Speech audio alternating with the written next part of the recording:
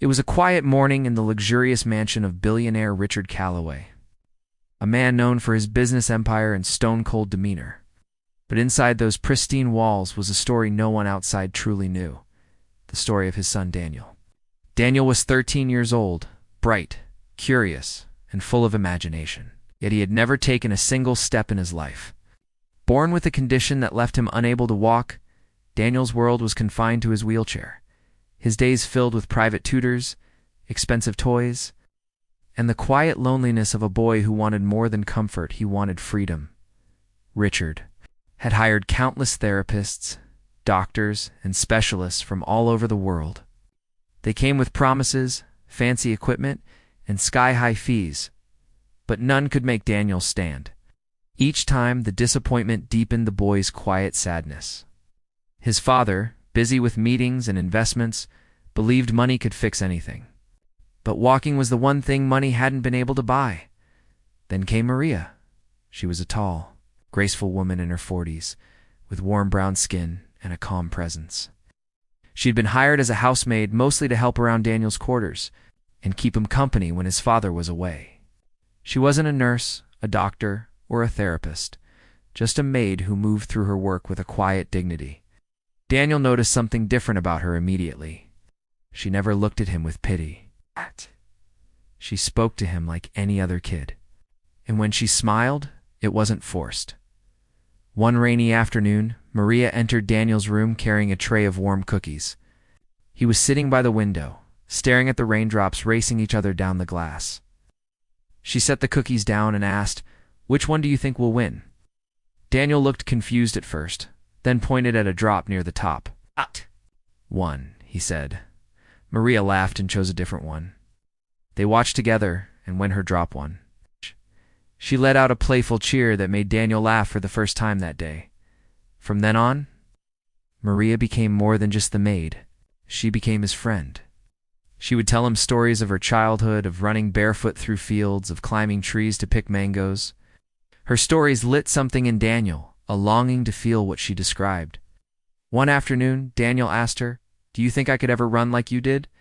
Maria didn't answer right away. She knelt beside him and said, "I don't know if you'll run, Daniel, but I do know one thing. You're stronger than you think." The next day, Maria came into his room with a strange request.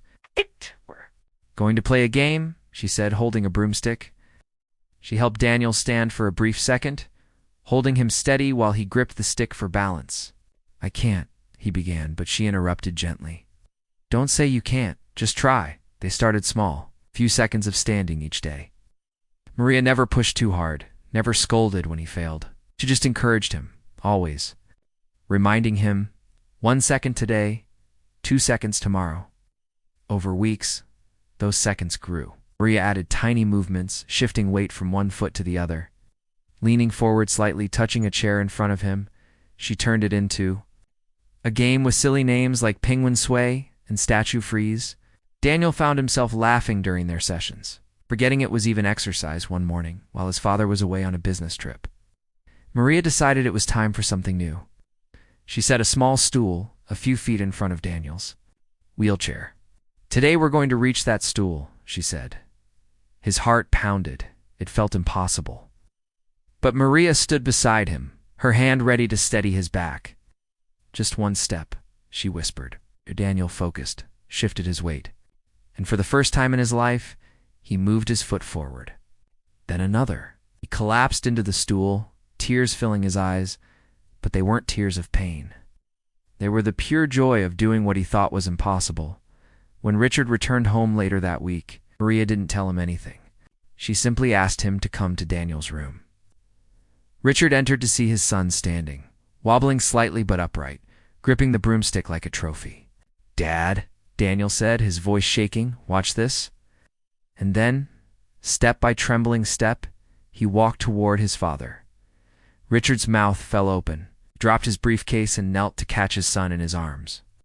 For a moment, the powerful billionaire was just a father crying into his boy's hair. How? How did this happen?" he asked Maria, still in shock. She smiled softly. "Sometimes it's not about how much you spend, Mr. Calloway. It's about how much you believe." From that day forward, Maria wasn't just the maid. She became a permanent part of their family. Daniel continued to grow stronger, his steps becoming steadier, his laughter more frequent. Richard, forever humbled, realized that true miracles didn't come wrapped in expensive packages sometimes. They came in the quiet faith of someone who refused to give up on you. And for Daniel, every step he took from then on wasn't just movement, it was freedom. It was proof that even the impossible can happen when someone sees more in you than you see in yourself.